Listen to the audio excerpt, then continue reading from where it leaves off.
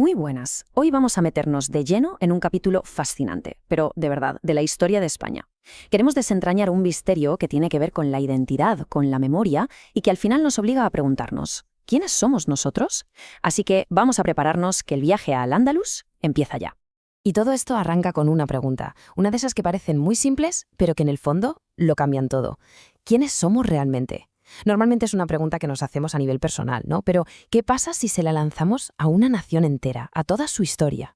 Es que es así, a veces solo hace falta eso, una preguntita de nada que de repente funciona como una llave. Y claro, abre puertas a un pasado que dábamos por sentado y resulta que es mucho más complicado y alucinante de lo que pensábamos.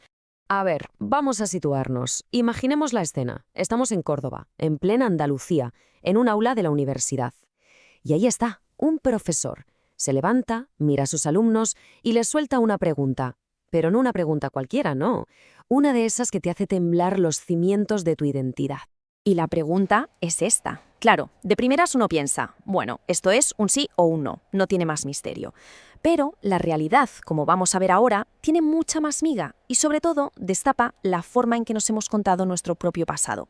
Vale, para empezar a desenredar todo este lío, lo mejor es que nos fijemos en un caso muy concreto. Vamos a hablar del gobernante quizá más famoso de todo Al-Ándalus, porque es que su historia personal, ahí está la clave de todo. Estamos hablando, cómo no, de Abd al-Rahman I. La primera reacción, la de los estudiantes de esa clase y seguramente la de muchos de nosotros, es pensar, sí, un líder árabe. Y oye, que tiene su lógica, ¿eh? Hasta que te pones a mirar un poquito más de cerca. Y aquí, ¡pum!, primer cortocircuito mental. La idea que tenemos en la cabeza es la del invasor árabe, ¿verdad?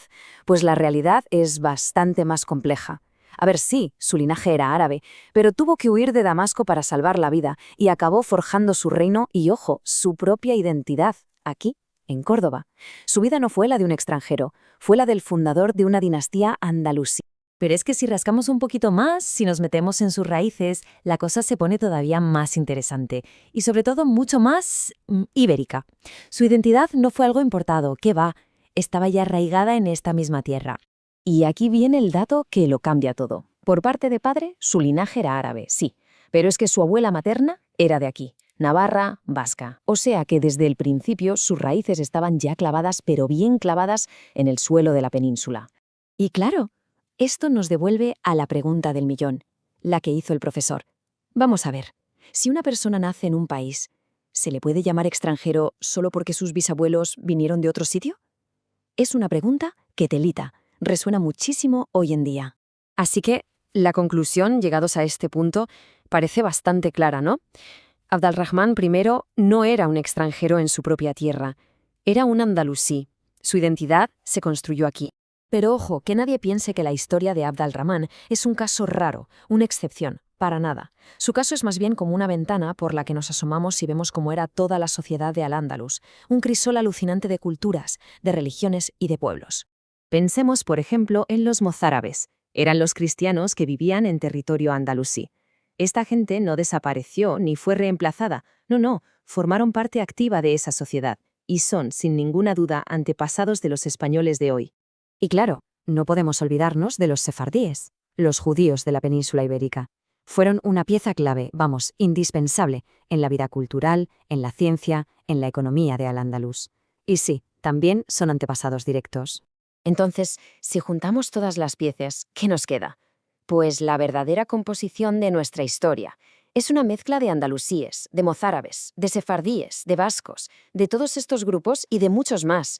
La historia de España no es una línea recta, ¿qué va? Es más bien como un tapiz, uno muy complejo tejido con hilos que vienen de un montón de sitios. Y es justo aquí cuando la historia del profesor en el aula da un giro bastante dramático, porque para que sus alumnos vieran con sus propios ojos cómo hemos borrado esta parte de la historia, les hizo un pequeño experimento, muy sencillo pero muy revelador. Primero va y les dice, venga, decidme nombres de reyes de España. Y claro, como es de esperar, los nombres empiezan a salir enseguida. Que si Fernando Isabel, que si los reyes de Navarra, vamos, los que todos nos aprendimos en el cole. Pero entonces llega la segunda parte del test. Muy bien, dice el profesor. Y ahora decidme los nombres de las dinastías de Al-Ándalus.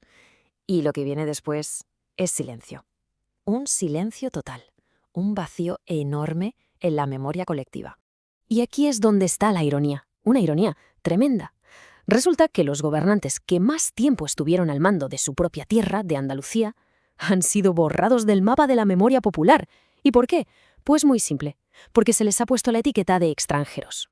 Y esto ya nos lleva a la traca final de este análisis. A una reflexión que va mucho más allá de los libros de historia, ¿eh? Una que nos toca de cerca, que habla de nuestra identidad hoy en día. El profesor remata la faena con una frase que es un auténtico puñetazo sobre la mesa. Les dice algo así como: llamáis extranjeros a esta gente, pero es que ni siquiera sabéis cómo se llamaban vuestros propios antepasados. O sea, al hacer eso, lo que se está haciendo es borrar una parte de la propia herencia. Así que, al final, la pregunta de verdad no es si los gobernantes de Al-Ándalus eran extranjeros o no. La pregunta, la que de verdad importa, es mucho más profunda. ¿Por qué una sociedad entera elige coger una parte fundamental de su historia, de sus propios antepasados, y tratarla como si fuera algo ajeno? Ahí queda eso. Una reflexión que desde luego da para pensar un buen rato. Gracias por haberme acompañado.